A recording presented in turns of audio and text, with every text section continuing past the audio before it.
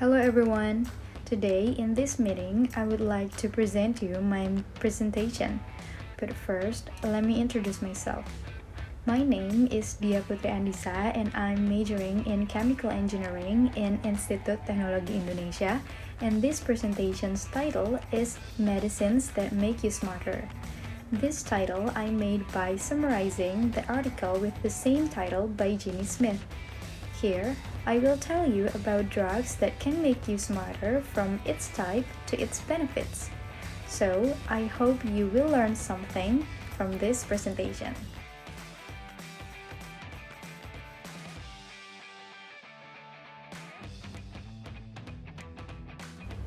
The first thing that I'm gonna explain to you is the subtopics that I will present to you. First, introduction. Second, commonly used drugs to make us smarter. Third, drugs in social groups. Fourth, drugs and its side effects. And fifth, the conclusion.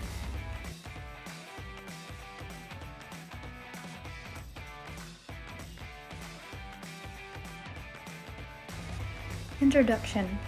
We all know that drugs only made for treatment, right? But now, the new generation of drugs are being used expressly to enhance our mental capacity.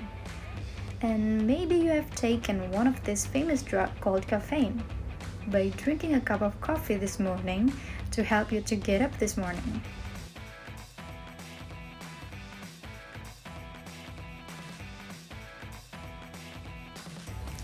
Commonly used drugs to make us smarter.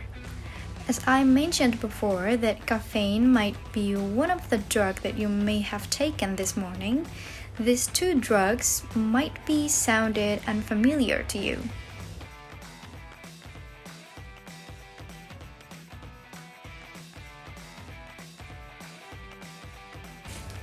Ritalin or methylphenidate is one of the stimulant drugs related to amphetamine. Ritalin is a drug that used to treat ADHD or attention deficit hyperactivity disorder by increasing the activity of dopamine and noradrenaline in brain to increase attention and prevent easy distractions.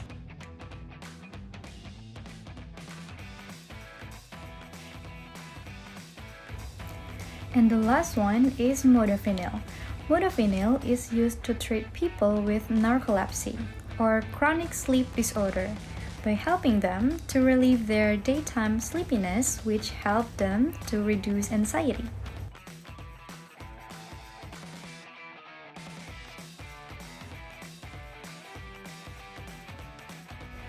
Drugs in social groups.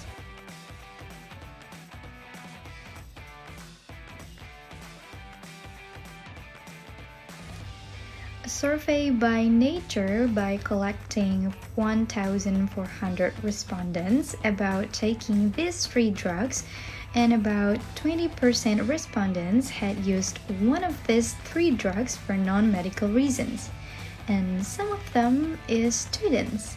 And people might think it's unfair to use drugs to children for academic reasons, because not all parents have money for that. And imagine if 20 years later, children have to take a drug test for exam.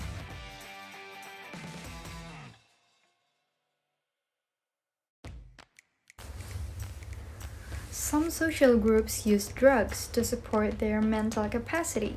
Even some professions like pilots, surgeons, athletes with high work pressure use drugs, or modafinil to be exact, to help their focus on their work. Modafinil is one of the common drugs that used by students to help them to study.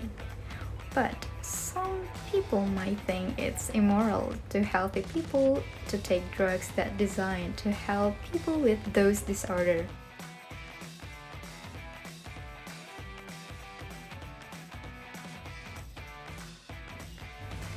Drugs and its side effects.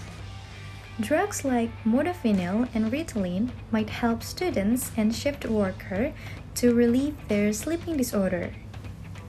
However, there are some worries that people might start losing their sleep to get their works done. because the side effects of losing sleep can cause damages on brain, like surgeons that used to take caffeine as their dopings.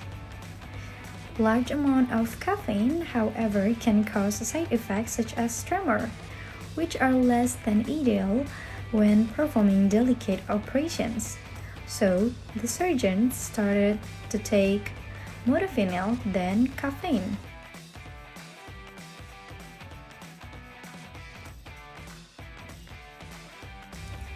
The long-term side effects of using these drugs is still unknown. Even Ritalin that has been used for 35 years to treat ADHD, the side effect is still unclear. All drugs have side effects, but in medicine, sometimes the positive outweigh the disadvantages. A less theoretical argument looks at the possible benefits to society that could come from people taking this drug. If a cure could be found for cancer by giving researchers cognitive enhancing drugs, conceivably, that benefit would outweigh any negative that may occur by making the drug available.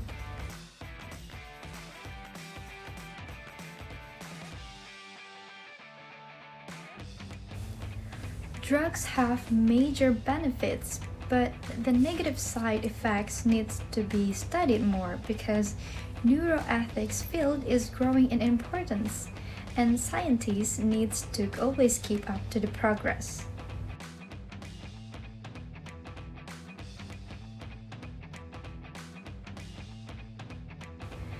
And there we come to the conclusion.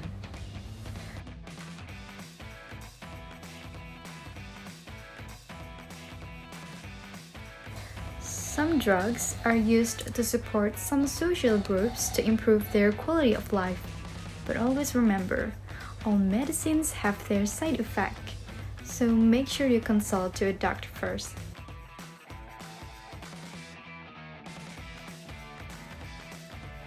There we come to the end of the presentation.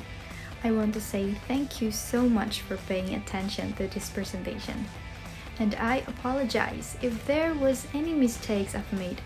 I hope we all can learn more from this topic. And see you on the next presentation project.